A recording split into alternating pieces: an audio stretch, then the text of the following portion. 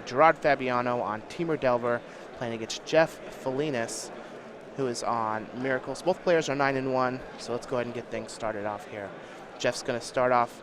He's going to go to 19, sacrificing his Scalding Tarn for a basic island and cast Ponder. Let's see what he decides to do with those cards. And we've seen the Miracles deck get played so many times this tournament, but for those of you who are unfamiliar, it is going to be the classic aggro versus control deck. Gerard's deck is the aggro deck, Jeff is playing the control deck, and we're going to see things play out in a pretty normal fashion where Gerard's trying to commit threats to the board, Jeff is going to be trying to answer them, and eventually, once he's exhausted Gerard of resources, find a way to win the game with either Entreat the Angels, maybe Monastery Mentor, and then also Jace the Mind Sculptor is another option for Jeff to win. All right, well, Jeff is going to leave those 3 cards on top from his Ponder. Gerard is going to fall to 19 on his first turn, sacrifice Polluted Delta to go get a copy of Tropical Island. Let's see if we have a Delver of Secrets here. So one other thing that's a little interesting about this is most Temur Delver decks do not have True Name Nemesis, and it is a very good threat. That said, it does get swept away by Terminus, and Jeff does have access to a Council's Judgment, which we've seen a lot of the Miracles decks not have access to. So while I think Gerard got a lot of percentage points in other matchups for his specific card choices, I think this is a matchup where the True Name and the Grim Lavamancer will be a little weaker than a Nimble Mongoose. But we'll have to see how things play out. All right, well, Jeff is not going to interact with that Delver of Secrets. He's just going to fall to 18, sacrificing his Flooded Strand. Going to get a basic Plains, cast a Divining Top, and cast another Ponder. He will leave those 3 cards on top, draw a card, pass the turn back to Gerard. Gerard's Delver is going to decline the flip. We'll go to combat and attack for 1 with the Delver of Secrets, drop Jeff down to 17, play Tarmogoyf and pass. It looks like that's going to be a 2-3 Tarmogoyf. One thing that's interesting is we've seen now, basically every time Miracles has been on camera, all of their opponents have just had a bunch of Wastelands that have done nothing. Yeah, I remember the early versions of Miracles. I used to enjoy playing a lot more when I could stifle and wasteland them more, but over time these Miracles decks have just found room for more and more basics and just made their mana base a lot more difficult to disrupt. All right, well, Jeff is going to play a Volcanic Island and cast a Counterbalance. Gerard's going to fall to 18 and use a Force of Will. I'm not able to see what card he pitched for it, but he is going to attempt to stop the Counterbalance. Jeff is going to Force of Will back, pitching a Force of Will and falling down to 16. And that Counterbalance will resolve. Delver of Secrets is going to flip, revealing a Ponder, though. And that Tarmogoyf is going to grow to a 3-4. Would have been really nice to have that Counterbalance hit the graveyard. It's such a great Magic card against the Temur Delver deck because it is almost all 1-mana spells, and if it went to the graveyard, it would also mean that the Tarmogoyf would be a little bit bigger. So Gerard not being able to counter that is a pretty big loss, and this could be a disaster for Gerard. We'll see how much damage these 2 creatures can push. Well, they're going to crash in and drop Jeff down to 10. Wasteland is going to take care of the Volcanic Island, and Gerard's just going to pass the turn back. Jeff is going to look at the top 3 cards. At this point, he's just trying to find a Terminus. Yeah, Gerard kind of needs to win with these 2 threats. It may be difficult for him to get another one to land on the board.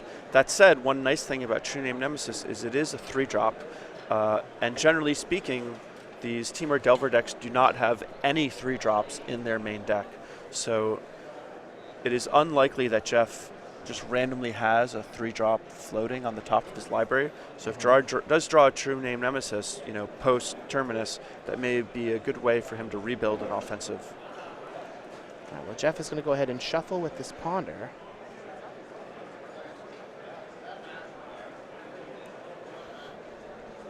Jeff does need to find something soon. Gerard has him on a 2-turn clock, so We'll that draw said, a card off of the Ponder. This Sensei's Divining Top is going to give him a lot of extra looks, especially if he can complement it with more fetch lands. He'll play a Tundra and pass the turn back to Gerard. Gerard's just going to draw for his turn and attack.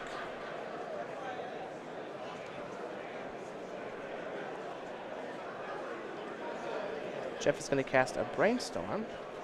And Gerard has got to be real happy that it wasn't just a Terminus there. Yeah.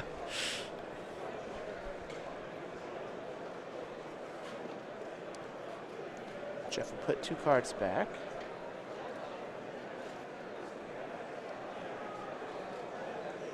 And if Jeff has a Source of Plowshares, I like plowing the Delver because he has a Monastery Mentor in, I believe he still has a Monastery Mentor in hand or close to the top of his library.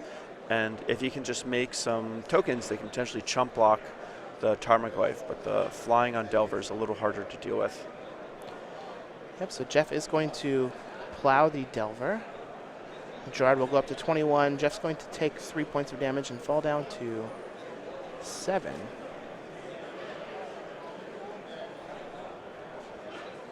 Just going to pass the turn back. In Gerard's upkeep, we're going to get a Snapcaster Mage. And doing this during the upkeep is a great play on Jeff's part. If he did it during his turn, Gerard had his Tropical Island that he hadn't used and had that mana available. By waiting until Gerard's upkeep, now if Gerard wants to commit mana to dealing with the Snapcaster Mage somehow, he's not going to have it for the rest of his turn. All right, well, the Swords to Plowshares is going to resolve on the Tarmogoyf. Gerard's going to go up to 24 and pass the turn back. Still not able to find another land. And these Temur Delver decks, they are so land light. They're essentially 14 lands plus 4 wastelands to make 18. And it is not uncommon at all to see this deck operate on just 1 or 2 lands, quite effectively even. In this particular case, though, I think the main problem here is just that Jeff has counterbalance.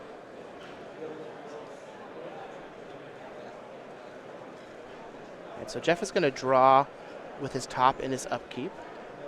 Draw the top for the turn. He's going to play a Monastery Mentor with 1 mana available. Gerard's going to Brainstorm in response to the Mentor, triggering Counterbalance, revealing a land on top of Jeff's deck. And now Jeff's going to be able to replay his top, trigger the Monastery Mentor, and get a Monk. And Gerard had great timing with that Brainstorm. He had waited and waited and waited for that Sensei's Divining top to be in a different zone so that he could resolve the Brainstorm without the top countering it. Gerard is going to finally find a land.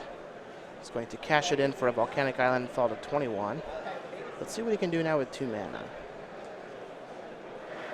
He knows his spell is going to resolve here because there's a land on top of Jeff's deck.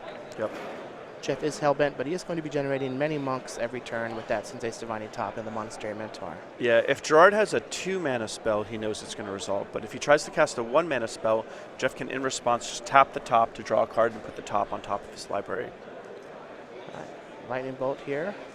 Now, if Gerard has a Stifle, he can stifle the counter.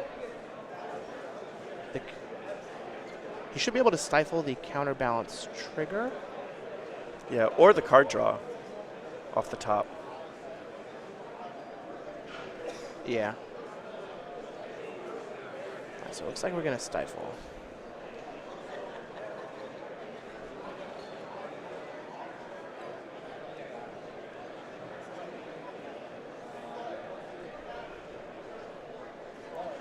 All right, so Crisis averted in terms of that Monastery Mentor getting out of control, but Gerard still is going to have an uphill climb fighting through that counterbalance. And Jeff does have a bit of a clock on him. This Monastery Mentor token does have prowess, and with the casting of that Sensei's Divining top, it is a 2/2, and those 2 creatures can crash in for 4 damage. Yeah, so he's going to come in for 4. It's going to drop Gerard down to 17. And now Gerard has some mana to work with. Ooh, there's a Forked Bolt.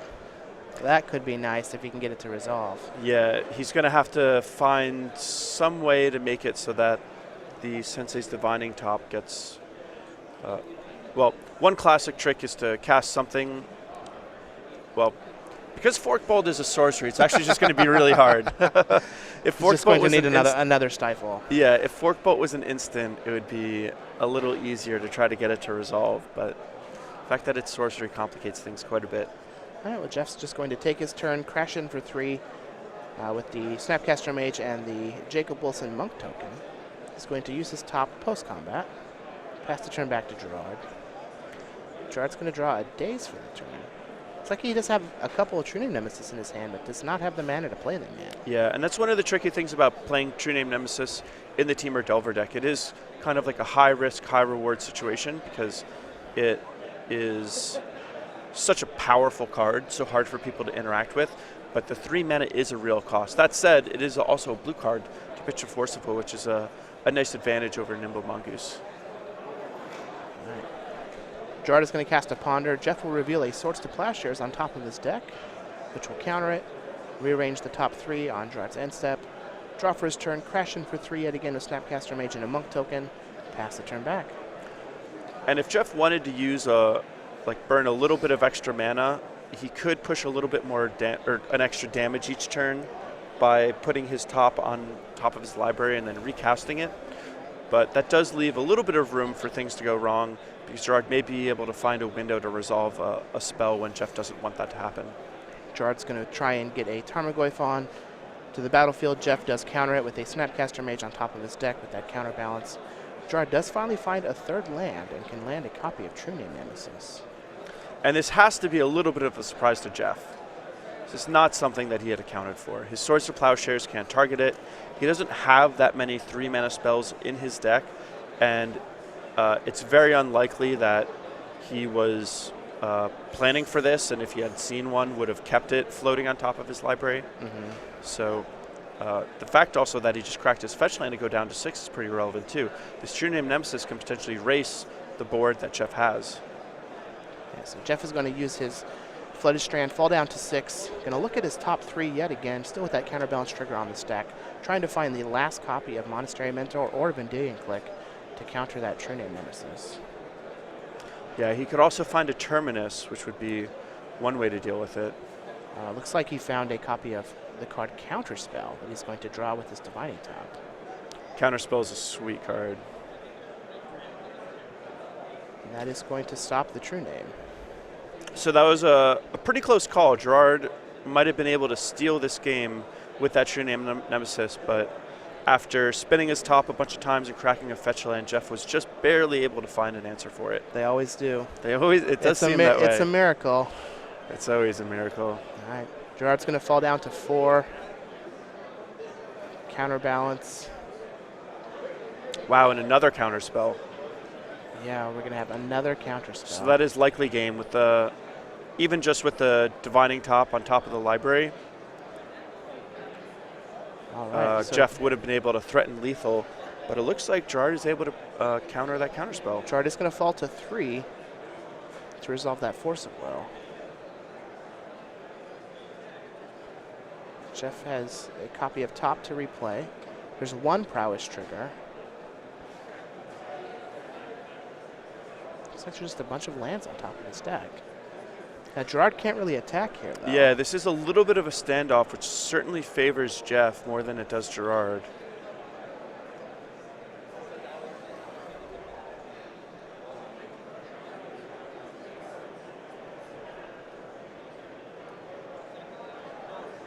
So again, I've kept comparing True Name Nemesis to Nimble Mongoose. Nimble Mongoose probably would have been all right in this game, but it is nice that the True Name Nemesis can't be blocked. If Gerard had a Nimble Mongoose instead, Jeff could potentially run a double block or block with a Monastery Mentor token and then get enough Prowess triggers so to just straight up beat it in combat. So this True Name Nemesis is giving Gerard a chance to win a game that he normally wouldn't be able to do. All right, so we've got a Forked Bolt targeting the Snapcaster Mage and the Monk token. Jeff is going to tap his top in response. Gerard's going to Brainstorm in response to the top. And this is a classic play pattern that you'll see people take against Counterbalance. They'll cast 1 spell as essentially a sacrifice to the Counterbalance top, and then with the top draw trigger on the stack, they'll try to cast an instant speed spell in response in hopes that it will resolve. All right, Gerard's going to put 2 cards back. Top will resolve. Counterbalance will counter the Forked Bolt by revealing Sensei's Divining Top. And Gerard will pass the turn.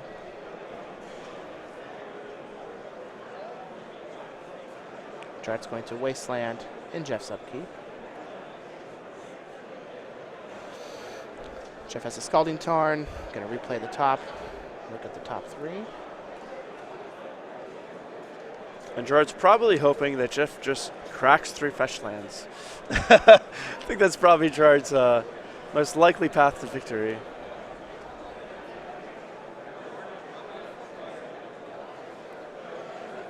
Gerard will just take his turn. If he can get a Tarmogoyf or something like that to stick, then he might be able to crash in with his true name. Yeah, what's nice about getting a blocker onto the board is that Jeff's likely way to remove it would be a Swords to Plowshares, which would put Gerard ahead in the race. All right, so here we have a Jace the Mind Sculptor. Gerard's going to hard cast a Daze. Jeff will play it. And now Gerard is going to Is that another Daze? Cast a Daze. That's the new Eternal Masters. That's Daze cool. art.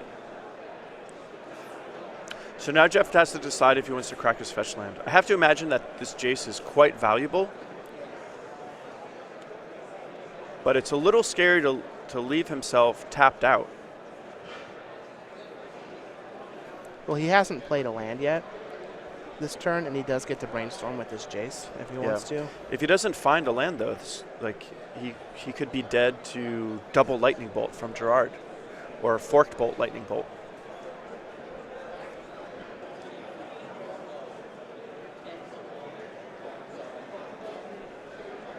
Maybe we'll see a Jace +2 on Gerard.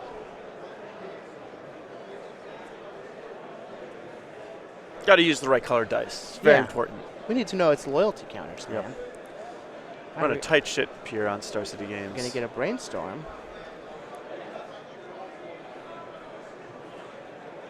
If Gerard does try to race, Jeff could use that Swords to Plowshares defensively to gain some life. Oh, you know what? He did play a land for the turn. He played the fetch land? The fetch land, yeah. Because Gerard had Wastelanded him. So shields are down. Kind of, sort of. Jeff does not have any mana available. But Gerard doesn't have a lot of mana to work with. Yeah, this is as far down as the shields get. And now a Tarmogoyf isn't even safe because he could just bounce it with the Jace. So we've got a Grim Lavamancer. Will be countered by a counterbalance, revealing another copy of Divining Top. And with 2 Divining Tops, Jeff can make that Monastery Mentor token huge. He can essentially spend all of his mana to pump it up by continually making the 2 tops draw and cast. Yep. And Jace is going to Brainstorm.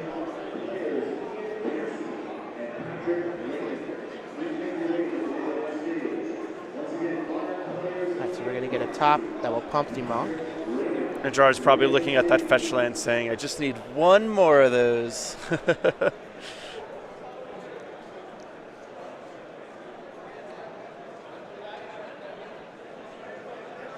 right, Jeff's going to look at the top 3.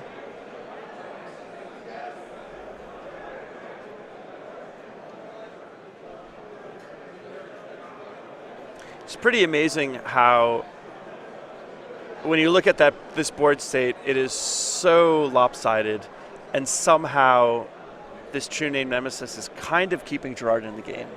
Yeah. You know, he's probably going to lose, but you know he has a plan, and there's a chance. And Jeff is just not going for it. He could just be bouncing those tops. He has to cast 3 spells to make it so the Monk doesn't die to the True Name. Right. Then he can attack with both of his creatures and knock Gerard to 1.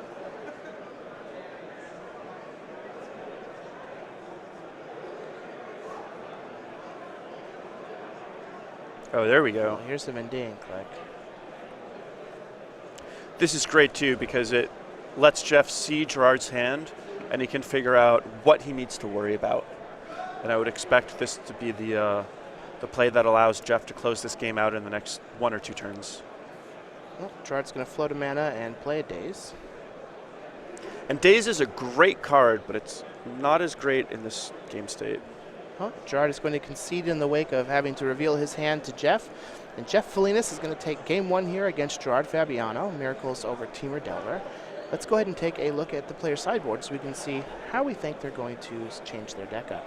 Jeff has 2 Pyroblast, 1 Red Elemental Blast, 2 copies of Flusterstorm, 2 copies of Wear and Tear, 1 Surgical Extraction, 1 Rest in Peace, 2 Stoneforge Mystic, 1 Batterskull, 1 Moat, 1 Supreme Verdict, and 1 copy of Blood Moon. How do we think Jeff is going to sideboard? So I think Jeff has a lot of good options here. I think the Pyroblasts and Red Elemental Blasts are going to come in. They hit Delvers, they hit Trinity Nemesis. The Teamer Delver deck is almost all blue. Rest in Peace can be a great way to fight against Tarmogoyf and Nimble Mongoose. Jeff may assume that there's Nimble Mongoose in the deck and bring Rest in Peace in for that reason. I also think the Stoneforge Mystic Batterskull package would probably be nice in this matchup. I don't think Moat will come in, although can certainly be considered. It's a little expensive, a little slow. It does line up against Trinity Nemesis quite well, but it doesn't line up well against Delver. And then Supreme Verdict, being a card that can just be uncounterable, sweep the board, is something that is along the lines of what Jeff would want. I think Blood Moon is also a very good card. I could see a situation, though, where Jeff only brings in Blood Moon when he's on the play, doesn't bring it in when he's on the draw.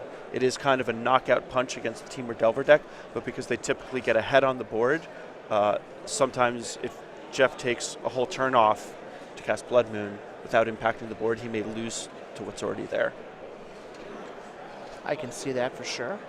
Now on Gerard's side, we have 2 copies of Pyroblast, 1 Ratchet Bomb, 1 Croson Grip, 1 Sylvan Library, 1 Pithy Needle, 1 Submerge, 1 Jace the Mind Sculptor, 1 Life from the Loam, 1 Mundane Click, 1 Umazawa's Jite, 2 copies of Ensnaring Bridge, 1 Ancient Grudge, and 1 Spell Pierce.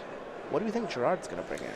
So we've got a lot of 1-ofs. I think he's going to bring in the Pyroblast, deals with Jace, Counterbalance, Ratchet Bomb, also deals with both of them. Croson Grip, perfect for dealing with Counterbalance. Sylvan Library, great card for grinding your opponent out. Pithing Needle, can tag Jace, can tag Sensi's Divining Top. Jace the Mind Sculptor might also be something that Gerard looks to in this matchup, as well as Vendilion Click. I don't think he'll bring in Ancient Grudge because it's so hard to tag a Sensi's Divining Top with it. I would be a little surprised if he does that, but if he really thinks he can catch his opponent with it, he might. I agree with all that. Do you think Spell Pierce might be worth something Gerard brings in when he's on the play or the draw? Since he's seen the Monastery Mentors, and the games typically drag on for so long, I personally don't like Spell Pierce a whole lot in the matchup.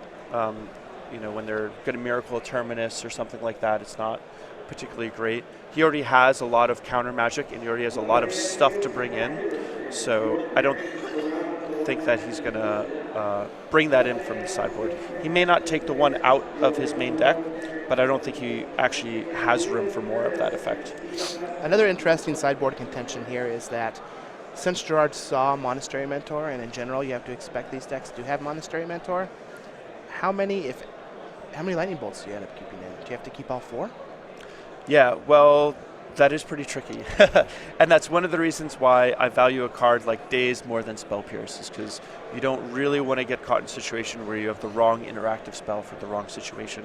I like keeping some number of lightning bolts. I think in the past when I played this matchup and my opponents had Monastery Mentor, I've had somewhere between 1 and 3 lightning bolts. Sometimes I say I'm just going to lose to it or just try to run it over, and if the game drags on really long, I'm probably just going to lose anyway.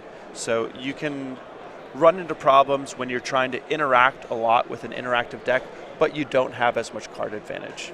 Because if you're both trading resources, but your opponent has 3 Jace the Mind Sculptors in their deck and you only have 1, you may have the right answer for the right situation, but just run out of gas and your opponent doesn't because they've built their deck for that long game. So I think it's the sort of thing where he may risk it and be a little shy on answers to Monastery Mentor in the form of Lightning Bolt, but I think it's probably just a risk he's going to take.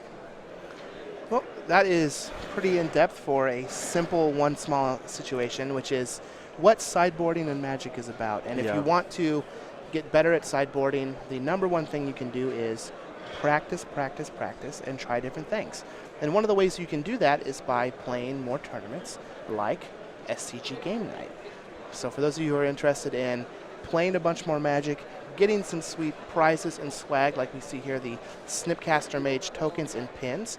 Go to StarCityGames.com/game night. You can talk to your local game store and let them know, hey, I want this sweet stuff and I want to play more Magic. Get a hold of Star City Games and get signed up for it. So every week in July you can get Snipcaster Mages, but we also have something pretty cool planned for August where you can get Young Burrowmancer. And then we also have another one coming up in September where you can get Bone Chewer Giant. Very, very cool. So for those of you who are wanting to get some sweet swag, awesome pins, tokens, and just play more Magic, StarCityGames.com game night is perfect for you. It is a fun and friendly event. Go to StarCityGames.com/game night. Let your local game store know you want some so they can go ahead and get that scheduled for you there around your hometown. And I feel like a lot of viewers don't realize that their local store is the best training grounds. Oh, yeah. I know for me, my local store, Toy Wiz, that is where me, Reed Duke, Kevin Jones, the last Grand Prix winner, a really young kid playing green-white tokens, we all got our start at Toy Wiz. That was our local store. That's where we went and battled. And, having these local events like game night are really where you train and level up. I feel like stores should have like leaderboards for the people who have worked hard here and how many top 8s they have now to really, show off their resume. Because I think a lot of local stores actually have, like if you look at that sort of stuff as a resume, I think a lot of local stores have a much more impressive resume than a lot of people realize. Also, now when you go out to these local game stores to play in game night, in between rounds, you can get outside and catch the Pokemon. Yeah, that's traveling around has become a lot more valuable. Get some fresh air and a Nidorino. Yep.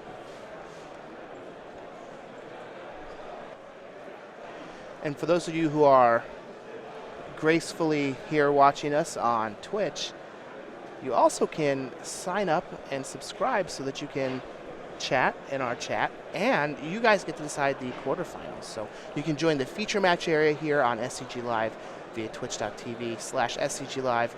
Get the exclusive subscribers-only chat.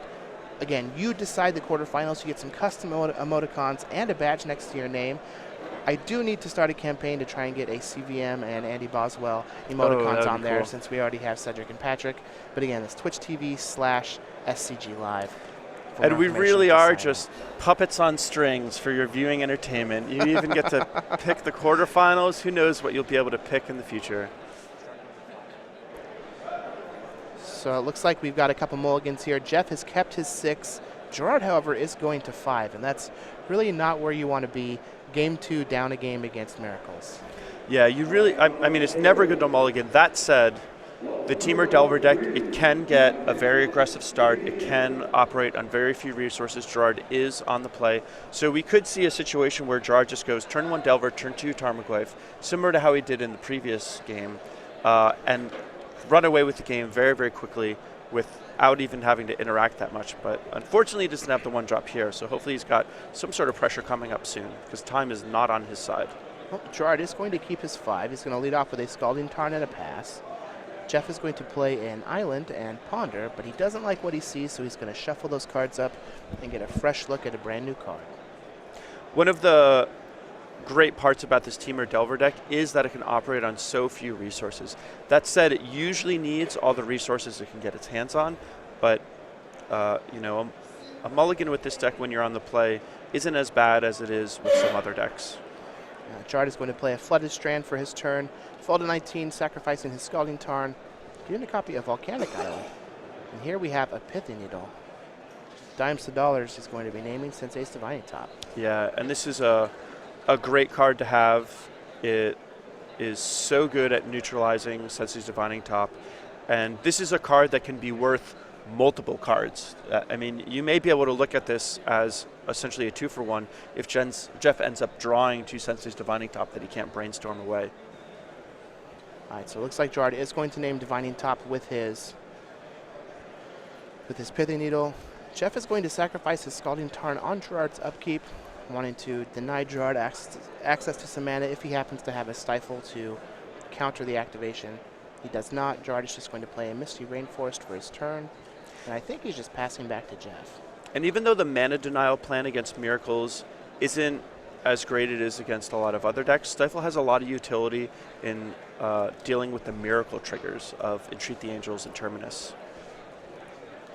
All right, well, looks like Jeff did just pick up a copy of Sensei's Divining Top, but he does have a counterbalance that will resolve. Gerard is going to crack his fetch lands on Jeff's end step, getting a Tropical Island and another copy of Volcanic Island. Maybe we'll see something like Croson Grip here to take care of that counterbalance. There is the Croson Grip. Now it has split second, so Jeff is not able to respond, but triggered ability still happens. So he gets a shot at finding a 3 with his counterbalance. He misses as he has a Source of Plashers on top of his deck. Wow, and this is exactly what Gerard needs. This is the recipe that you want against any deck: is some potent threats, some good pressure, and some sideboard cards to disrupt your opponent's game plan. So Croson Grip will resolve, going to counter the counterbalance for Jeff. Gerard's going to untap and just slam a True Name Nemesis down. Much like the Pokemon we're chasing in Pokemon Go, he is going to choose you, Jeff Folinus, as the target for True Name Nemesis. And now he has protection from that player. I think you might have a Pokemon Go problem. I might. All right, Jeff is going to sacrifice his Scalding Tarn, fall down to 17. See if he gets another basic land here. He is going to get a mountain. And honestly, I hadn't said it yet, but I was lamenting that Gerard didn't have pressure until turn 4. But this True Name Nemesis is probably the best piece of pressure that he could have access to. Well, here's the Jace, and the last 2 cards in Gerard's hand Wow. after his mulligan to 5 is a Force of Will and another True Name Nemesis. He's going to counter that Jace the Mind Sculptor, falling down to 16, and he does appear to be in the driver's seat. If Jeff is not able to find a copy of Terminus here and the next handful of cards in his deck, we might have some trouble here. He is just going to sacrifice that fetch land right away, though, so this might just be a hard-cast Batterskull. Yeah, Gerard is out of gas. Well, there's the Stoneforge Mystic, so it's likely he brought it in. And it looks like Jeff vocally said, "I'm casting Batterskull," and Gerard just shows him the days. So that is brutal. What a top deck from Gerard Fabiano and Jeff Folinus. Wow. All right, so Jeff does have the Batterskull. Gerard drew days for this turn. These guys are throwing haymakers at each other. The attack for 3 is going to drop Jeff down to 10. Gerard's starting to speed up here now that he can taste the end of the game. He's going to play the fetch land instead of the Volcanic Island that he has. And countering that Batterskull is a huge deal also because Jeff has 2 Stoneforge Mystics in his deck that are now going to have no targets to search for. All right, Jeff's just going to play another fetch land and pass back. Gerard's going to attack for 3 and pass the turn. And now Jeff has to worry about cracking that fetch land. The difference between 4 and 3 is an entire turn.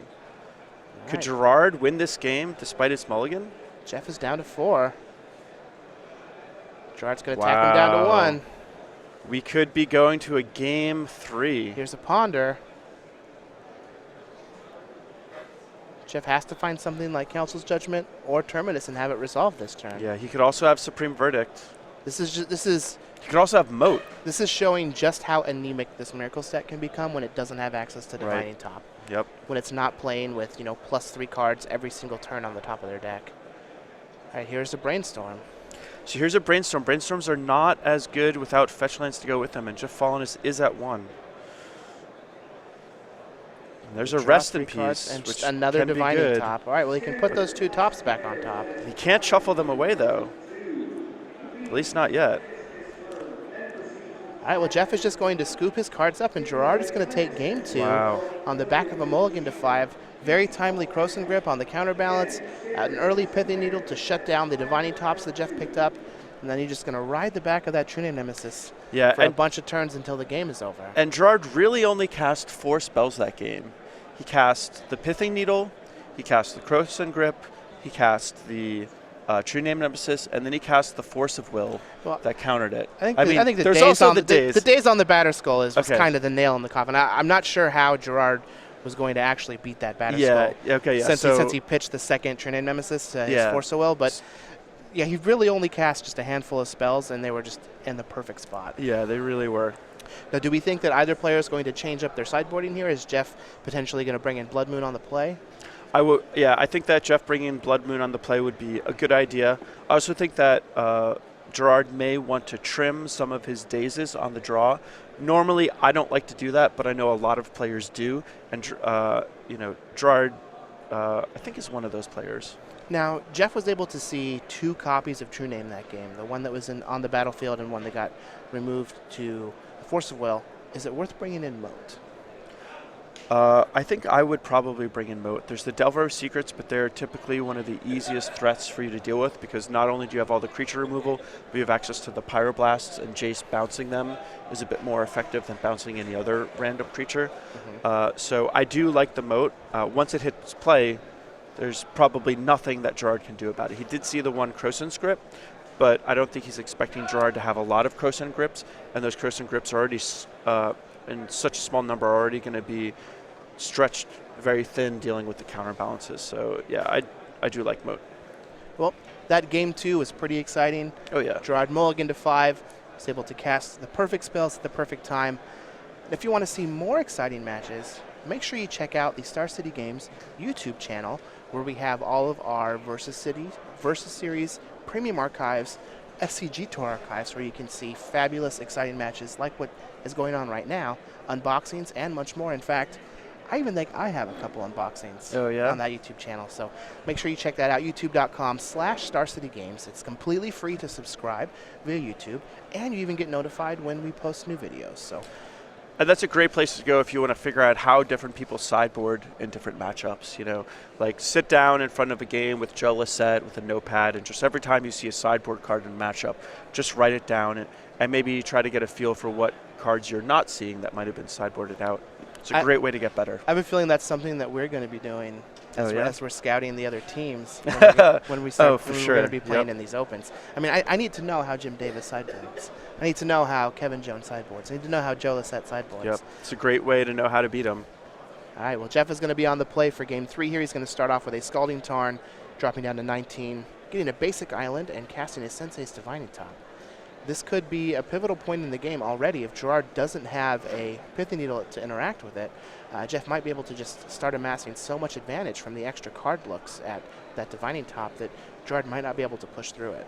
Yeah, we've seen so many times this Miracles deck is just so good with Sensei's Divining Top, but without it, it is pretty clunky. It takes a long time for it to naturally draw what it needs, and a lot of the times it's just not as operable as it needs to be. All right, well, Jeff is going to top in his upkeep. He's going to play Plains for the turn and pass back to Gerard. Gerard did not have a turn 1 play. Let's see if he has something on turn 2. Looks like we have a Ponder. Gerard has to decide if he wants to keep those cards or shuffle them away. He is going to keep them after rearranging the top 3. Looks like he's just going to pass the turn back to Jeff, who's going to top in Gerard's end step. There's a copy of Pyroblast, so it looks like he did bring in those red blasts. Yeah, they're typically quite good in the matchup. They also go well if you are bringing in Moat, because once you get that in play, the only threat you really need to worry about is Delver. Jeff is going to draw one of those blasts. He's going to play a Flooded Strand and pass the turn. It looked like there was also a counterbalance and an island in those top 3, so those are very good. I'd be surprised if we see Jeff use that fetch land anytime soon. George's just going to play a Wasteland and pass the turn back. He is lacking any white mana, or any red mana, sorry. Jeff is going to rearrange the top 3 on Gerard's end step. Both players are playing exceptionally fast. You can tell that they're both very well versed in their respective decks. And I think the reason that Jeff didn't try to resolve Counterbalance on the previous turn is because he wanted to wait until he could do it now with that Pyroblast backup. Not only can this potentially protect the Counterbalance, but it also can counter a True Name Nemesis should it appear. Well, here we have a Spell Pierce from Gerard. So if Jeff wants to pay the 2 mana, he's going to have to shuffle away his Divining Top. He does not want to do that. Just going to pass the turn back to Gerard. And that's a pretty big deal to see that Jeff probably values the top more than he does the counterbalance. I mean, you also have to factor in the fact that if he not only would he be shuffling away his top, but he would be tapping out. But it is pretty interesting what that reveals about what he values in the matchup. Well, he is going to shuffle away that Divining Top, sacrificing his Flooded Strand, going to 18. Gerard is going to attempt to resolve a True Name Nemesis. Looks like Jeff's going to use that Pyroblast to counter it. Let's see if Gerard's going to use a Daze. Jeff will play it. Does Gerard have another Daze? He does. He has another Daze. You saw just how good that card was in Game 2. All you have to do is attack for 7 turns and your opponent's dead. Now we've only got 6 turns since he's at 18. Gerard will replay one of those tropical islands, and now he even gets he even gets extra value out of his mana this turn because of those Dazes. Yep, didn't have a land drop. Yeah, and Jeff, I like his move of not paying for the Spell Pierce. I do think that the Sensitive Drawing Top is probably worth more than the Counterbalance, and tapping out was pretty risky, especially because he had that Pyroblast, but Gerard managed to get his True Name Nemesis to resolve, and now Jeff is in a tough spot. This is a difficult card to deal with. All right, well, Jeff is just going to play a Flooded Strand for the turn and pass. Gerard will attack for 3, dropping Jeff down to 15. Normally, if this was a Nimbo Mongoose, it would only be attacking for 1, and Gerard would have to be worried about, even if he gets his graveyard fully loaded, the threat of Rest in Peace. But this True Name Nemesis, it can't be blocked, and it's always going to attack for 3. All right, Gerard will just play a Tropical Island and pass. Jeff is going to sacrifice his Flooded Strand, fall to 14. Clock is still the same. We need 5 more turns. We're going to get another Basic Plains. Another Flooded Strand going to fall to 13. I think we might see a Hardcast Terminus here. There's a Basic Island. I almost feel like it may not be a bad idea for Jeff to wait until he has another land drop, just so that he could play around a potential Daze. I think that Gerard has used 2 of them, so maybe he's just saying the odds are that he doesn't have another Daze, but... And it looks like Gerard is just going to have to let this resolve, and the crisis has been averted for Jeff Folinus, and he's answered this True Name Nemesis. The Terminus is going to resolve. Gerard will play a Vendilion Click on Jeff's end step. Will resolve and target Jeff. Jeff has, looks like Snapcaster Mage, Force of Will, and Swords to Plowshares. So those are all pretty good Magic cards. Quite good. So correct me if I'm wrong, but can Vendilion Click interact favorably with Miracle Triggers? Yes. So the player draws the card, reveals it for the Miracle Trigger. And with the trigger on the stack, you can Vendilion Click, take it out of their hand. Click out of their hand. Yeah, that could have been a good play that Gerard might have been able to opt for.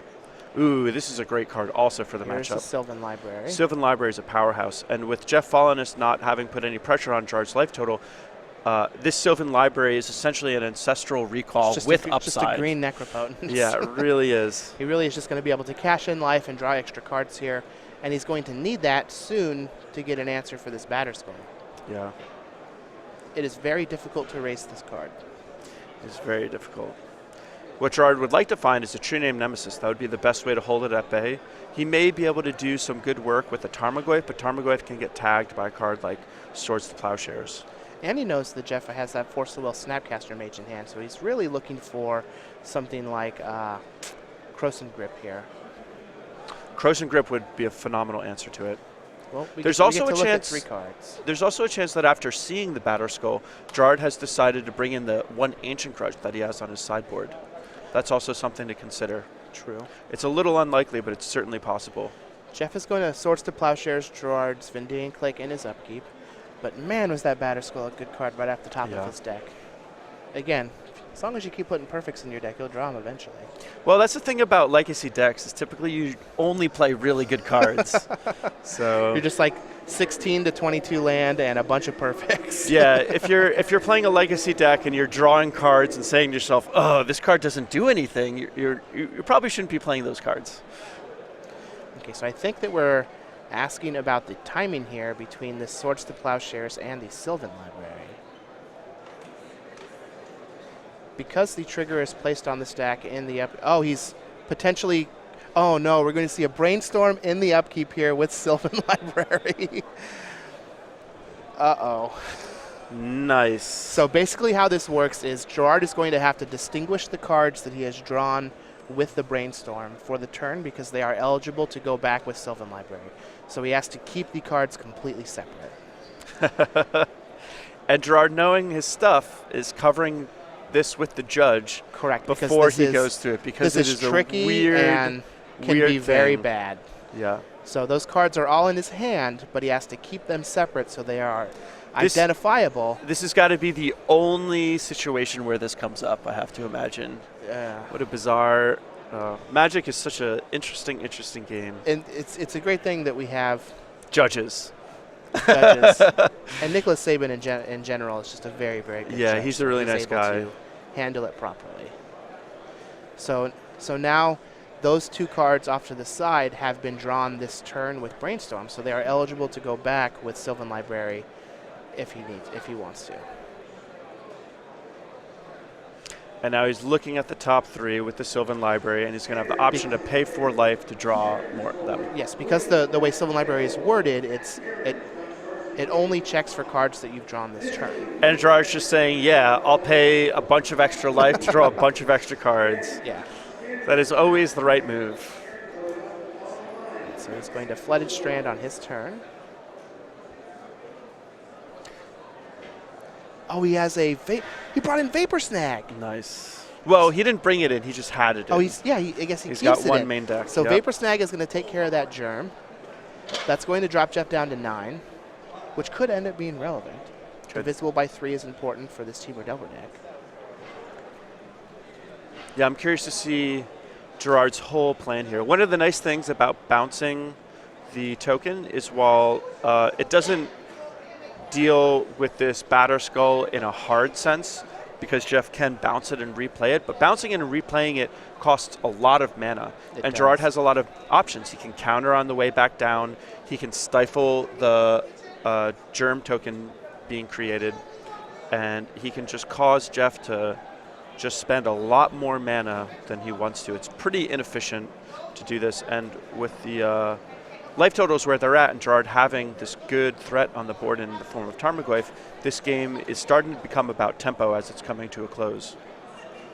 Jeff decided to not counter either of those spells with the Force of Will and Snapcaster Mage in his hand. Yeah, and I think Gerard has a Force of Will in his hand too. So both of these players having access to counter spells are waiting for the perfect spot to pick a fight. Well, he did get to draw a bunch of cards last turn, so. Yeah. Jeff is casting a Ponder, deciding what he wants to do with these cards on top of his deck. He has an answer for that Tarmogoyf with the Snapcaster and a Plow in his graveyard, but that Goyf is up to a 4/5 because we have an enchantment. All right, Brainstorm will resolve for Jeff. And if Gerard can Force of Will a Snapcaster Mage, that will put the Goyf up to a 5/6, meaning that it would be a 2-turn clock.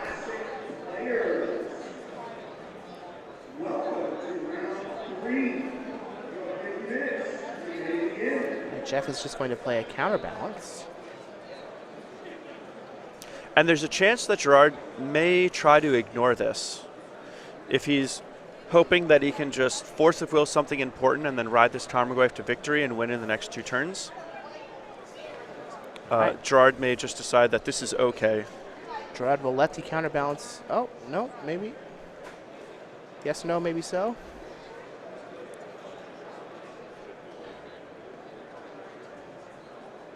And it seems like Gerard has decided that this game is likely to go on for a while, and or that, so Gerard's actually countering, he's let the counterbalance resolve. Oh no. And he's trying to counter the Sensei's Divining Top. He's countering the Divining Top and stifling the Counterbalance trigger because Jeff has a Force of Will on top of his deck. He just went to reveal it and Gerard stopped him. So the Counterbalance... And this is going to put an artifact in the graveyard, which will grow the Goyf to a 5/6. And now Gerard has a 2-turn clock and knows that Jeff only has a Force of Will on top. And Jeff doesn't have enough mana to bounce and replay the Batter Skull in time to chump block the Tarmogoyf. So this might have been a game-winning move from Gerard Fabiano. All right, so Gerard's going to look at the top third. We'll draw 3 with the Sylvan Library. He can pay 4 life per card to keep the second and or third card. Yep. He's going to be able to attack Jeff down to 4. I think Jeff is probably going to use his fetch land to shuffle his deck, because if he can find a land, then he can bounce and replay that Batter Skull. Yeah, he's going to have to bounce, replay it as a chump blocker, gain 4 life. Yeah. And a lot can go wrong with that. A Daze could break that up. Spell Pierce break it up. Spell Pierce could break it up. Or Stifle, I mean. Another Force of Will. Gerard can even hardcast Force of Will at this point. Yep. Oh, Gerard has a Wasteland, so he can hit the Volcanic Island that Jeff has. Oh, and man. even if he goes that route, Right. he can negate him the mana. So this is close. Jeff is going to have a flip, but he needs something really good here. Supreme Verdict would probably be his best draw. Gerard's going to keep one extra card, fall down to 8. He's going to attack Jeff for 5. It's going to put him at 4. Pass the turn back. All right, Jeff's upkeep. He's going to sacrifice the Arid Mesa. And he's going to have one draw. Ooh, does Gerard have a Stifle? Gerard is going to Lightning Bolt Jeff in response, which will kill him. Yep, because he's at 4. Because he's at 4. Wow, Gerard Fabiano, ladies and gentlemen, a new take on Teamer Delver. You know, we haven't seen him in a little while, but now he's back in action and he's playing quite well.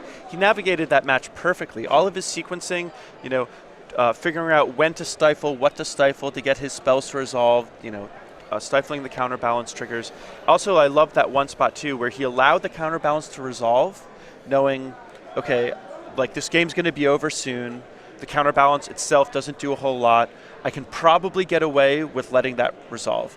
And then he countered the Sensei's Divining Top because that would give Jeff a lot more draws, a lot more looks, and that's what would really make the counterbalance powerful.